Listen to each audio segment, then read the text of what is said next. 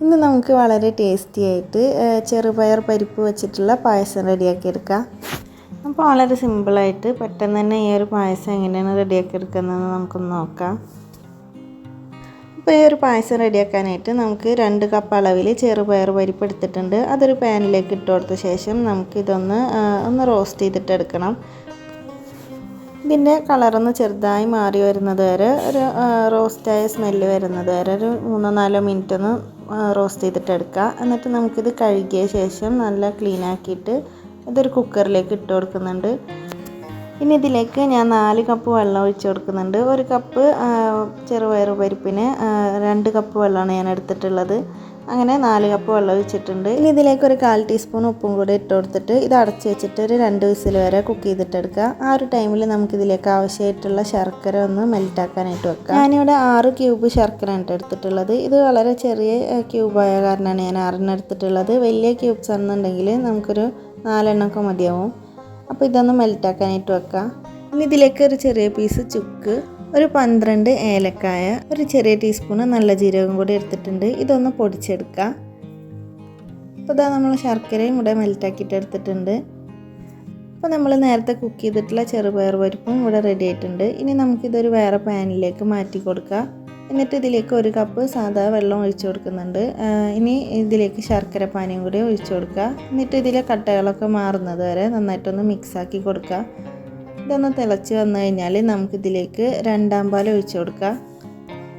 ഒരു 3 കപ്പ് അളവിലുള്ള 2-ാം പാലാണ് ഞാൻ എടുത്തിട്ടുള്ളത്. അത് ഒഴിച്ചു കൊടുക്കുന്നുണ്ട്. എന്നിട്ടിത് നന്നായിട്ടൊന്ന് മിക്സാക്കിയിട്ടെടുക്കുക. ഇത് നന്നായിട്ട് മിക്സാക്കി എടുത്ത ശേഷം നമുക്കിതിലേക്ക് നേരത്തെ റെഡിയാക്കിയിട്ട് പൊടിച്ചിട്ട് വെച്ചിട്ടുണ്ടായിരുന്ന ആ ഒരു പൊടി ഇതിലേക്ക് ഇട്ട് കൊടുക്കുക. അപ്പോൾ ഈ പൊടിയും കൂടി ഇട്ട് കൊടുത്തിട്ട് ഇതിലെ കട്ടകളൊന്നും ഇല്ലാണ്ട് നന്നായിട്ട് മിക്സാക്കിയിട്ട് എടുക്കുക. ഇനി ഇതൊന്ന് തിളച്ചിട്ട് നന്നായിട്ടൊന്ന് വറ്റി വരണം. വറ്റി വന്ന ശേഷം നമുക്കിതിലേക്ക് 1-ാം പാലും കൂടെ ഒഴിച്ചു കൊടുക്കാം. ഏകദേശം 1.5 കപ്പ് 1-ാം പാലാണ് ഞാൻ എടുത്തിട്ടുള്ളത്. അതും കൂടി ഒഴിച്ചു കൊടുക്കുക. എന്നിട്ട് ഇത് നന്നായിട്ടൊന്ന് തിളച്ച് വന്നാൽ നമുക്ക് ഫ്ലെയിം ഓഫ് ചെയ്യാം കേട്ടോ.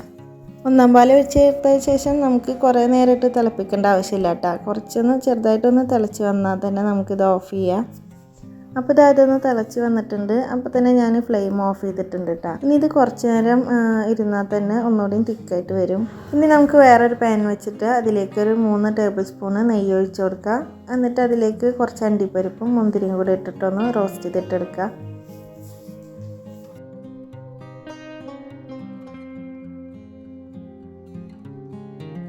അണ്ടിപ്പരിപ്പും മുന്തിരിയും ഇവിടെ റോസ്റ്റ് ആയിട്ടുണ്ട്. ഇനി നമുക്കിത് കോരിയിട്ട് മാറ്റി വെക്കാം.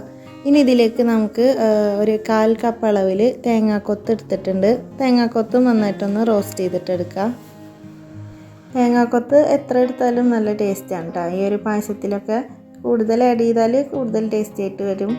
അപ്പോൾ അതും റെഡി ആയിട്ടുണ്ട്. ഇനി ഇത് നമുക്ക് പായസത്തിൻ്റെ മുകളിലായിട്ട് ഒഴിച്ചു കൊടുക്കാം. നമ്മൾ നേരത്തെ റെഡിയാക്കി വെച്ചിട്ടുള്ള ആ ഒരു അണ്ടിപ്പരിപ്പ് മുന്തിരിയും കൂടി ഇട്ട് കൊടുക്കുന്നുണ്ട്. ഇനി ഇത് നന്നായിട്ടൊന്ന് മിക്സ് ആക്കിയിട്ടെടുക്കാം.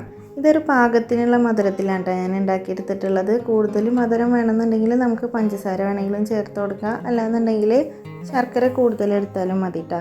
അപ്പോൾ ഇത്രയേ ഉള്ളൂ, നമ്മളെ പായസം ഇവിടെ റെഡി ആയിട്ടുണ്ട്.